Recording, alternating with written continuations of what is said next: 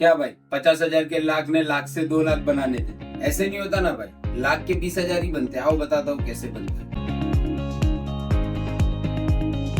हे focus, मेरा नाम नवीन मोमिन है और मैं ट्रेडमिल्स को रिप्रेजेंट कर रहा हूँ। तो आज अपने पहला टॉपिक कवर कर रहे हैं रिस्क मैनेजमेंट।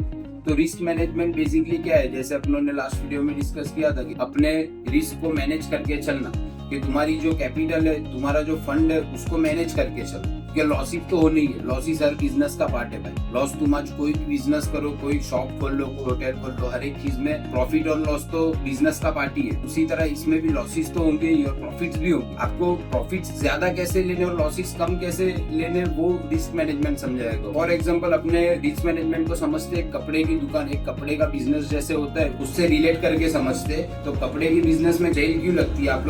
आप लोग सोचोगे कि फेस्टिव सीजन आती है कि कुछ आता है तो सेल लगती है, बट सेल उसीलिए लगती ही नहीं। सेल इसीलिए लगती है कि उन लोग का जो रिमेनिंग स्टॉक है, जो पुराना स्टॉक है, वो खत्म करे। तो वो लोग पहले 50% सेल में स्टॉक क्लियर करने का सोचेंगे, फिर वो लोग 70% लाते हैं और हमको लगता है कि वो हमको सस्ते में मिल रहा है। एक्चुअली वो लोग अपना स्टॉक ही खाली कर रहे होते हैं नया स्टॉक भरने के लिए। तो नया स्टॉक वो क्यों भरते हैं? नया स्टॉक क्योंकि फैशन की भी एक ट्रेंड होती है, फैशन ट्रेंड के हिसाब से चलती है। फॉर एग्जाम्पल अभी 2 साल 3 साल जो फैशन का ट्रेंड चला, वो अगले 3 साल में चेंज होगा। तो उनको जो पुराना स्टॉक है वो खाली करके नए ट्रेंड के लिए भी अपग्रेड होना पड़ता है। तो इस हिसाब से उनका रिस्क मैनेज्ड होके चलता है कि दे डोंट टेक लॉसेस। वो एटलीस्ट लास्ट टू लास्ट वो जिस प्राइस पे लाए हो उस प्राइस पे बेच देते। तो इसी तरीके से ट्रेडिंग में भी रिस्क मैनेजमेंट कैसे होता है कि अभी आपका 1 लाख रुपए का कैपिटल है, आप 1 लाख से ट्रेड कर रहे हो, तो आप 1 लाख का ट्रेड नहीं करोगे। आप कभी भी अपने कपड़े की दुकान गिरवी रख के कभी उसका सामान नहीं लाओगे, उसका स्टॉक नहीं लाओगे। इसी तरीके से आपकी 1 लाख रुपए है वो आपकी दुकान हो गई, ट्रेडिंग में आपकी कैपिटल वो आपकी शॉप है।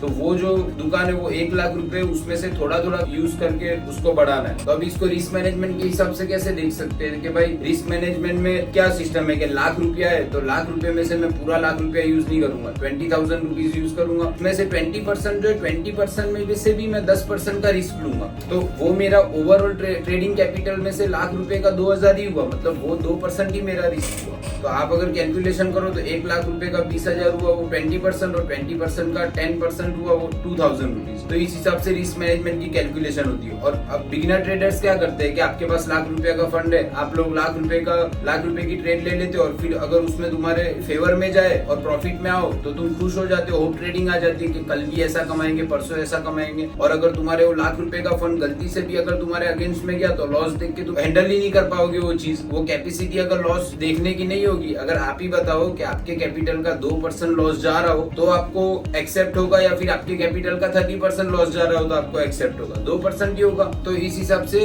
रिस्क को मैनेज करके चलना होता है। तो आपसे 2% ही आपकी लॉस हैंडल होगी। तो उस हिसाब से आपका जो मेंटल डिसिप्लिन है वो खराब नहीं होगा। आप इमोशनली ट्रेड नहीं करोगे। आपको पता है कि भाई 2,000 मेरी लॉस लिमिट है, तो एक दिन में 2,000 लॉस लिमिट हो गई तो उसके बाद आप ट्रेडिंग बंद कर दीजिए। उसमें क्या होगा पता है, आप ट्रेडिंग करोगे उस दिन, आपने फॉर एग्जांपल आप 3,000 की लॉस लिमिट थी आपकी, आपने 3,000 रुपए की लॉस देखी, तो आप उसको कवर करने की सोचोगे। अगर वो 5 हो गई तो तुम्हारी कैपिटल का 5% चला गया, तो अब तुमको जब कवर करना पड़ेगा तो तुमको और ज्यादा कवर करना पड़ेगा। इसीलिए रिस्क मैनेजमेंट इंपॉर्टेंट है कि आप अपना कैपिटल बचा सको। और भाई मार्केट में कमाने का एक ही तरीका है कि मार्केट में बने रहो। अगर मार्केट में बने नहीं रहे तो मार्केट में कमा भी नहीं पाओगे। तो आज फंड है, मार्केट कल मौका देगा, कल नहीं दिया परसों देगा। जैसे कि हमने लास्ट वीडियो में बात की थी कि सच होने की प्रोबेबिलिटी 50-50% की है। इसीलिए मैं बोला था कि टेक्निकल एनालिसिस इतना इंपॉर्टेंट नहीं है। आज तुमको टेक्निकल एनालिसिस आता है, तुमने सारी चीजें सीख ली और उस हिसाब से तुम ट्रेड करते जाओ और तुम्हारे को रिस्क मैनेजमेंट ही नहीं पता है, तो अगर आप एक बार भी गलत हो जाओ और 30% कैपिटल निकाल लो तो आपको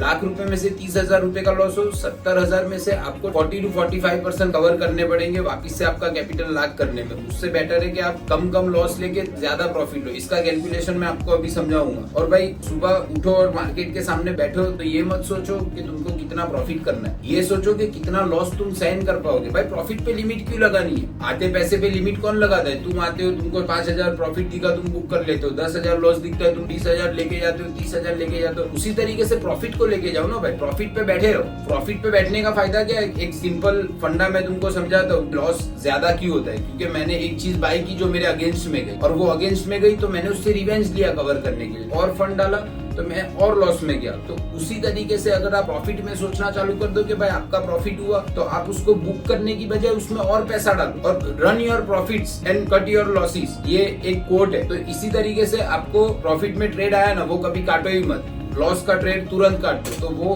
आपकी आदत बन जाएगी कि भाई मेरे को बड़े प्रॉफिट्स लेने और छोटे लॉसेस लेने। इसका फायदा क्या है, इस कैलकुलेशन के साथ मैं तुमको बताऊंगा। आप कैलकुलेशन अपने समझते इसकी, तो 1 लाख रुपए का अपना ट्रेड है, अपना 3% का रिस्क एपेटाइट है, तो 3% के रिस्क एपेटाइट के हिसाब से 3000 रुपया we can bear in one day. 3000 रुपए का लॉस अपने बेयर कर सकते हैं एक दिन में। तो मैं क्या करूंगा, मैं 20,000 रुपीज का ट्रेड लूंगा। 20,000 रुपीज से मैंने ट्रेड लिया, उसमें मैं अपना एसएल रख दूंगा, स्टॉप लॉस रख दूंगा 3000 का, और उसके सामने अगर 3000 मेरे जा रहे तो उसके सामने मेरे 6000 आने चाहिए। ऐसा ही ट्रेड लेने का। वो ऐसे ट्रेड कैसे लेते हैं वो हम आगे टेक्निकल एनालिसिस का जब आएगा तब बताएंगे। आपको टेक्निकल एनालिसिस सिर्फ एंटर और एग्जिट के लिए ही हेल्प करता है, बाकी आपकी साइकोलॉजी, जो ट्रेडिंग साइकोलॉजी है, ट्रेडिंग माइंडसेट है, वही आपको हेल्प करेगा। तो आप लाख रुपए के ट्रेड में आप 3000 का लॉस ले रहे हो और 6000 का प्रॉफिट कर रहे हो, तो आप 15 दिन अगर लॉस में जा रहे हो तो आप 45,000 का लॉस करोगे, और 15 दिन प्रॉफिट में जा रहे हो तो आप 90,000 का प्रॉफिट करोगे। तो आप ओवरऑल आपके लाख रुपए के प्रॉफिट में से आप वो 45,000 माइनस कर दो 90 में से, तो 45% प्रॉफिट कर रहे हो। और भाई 100% प्रॉफिट कभी नहीं होता है, कोई धंधे में 100% प्रॉफिट होता ही नहीं। तो इसी तरीके से ट्रेडिंग में भी चलता है। तो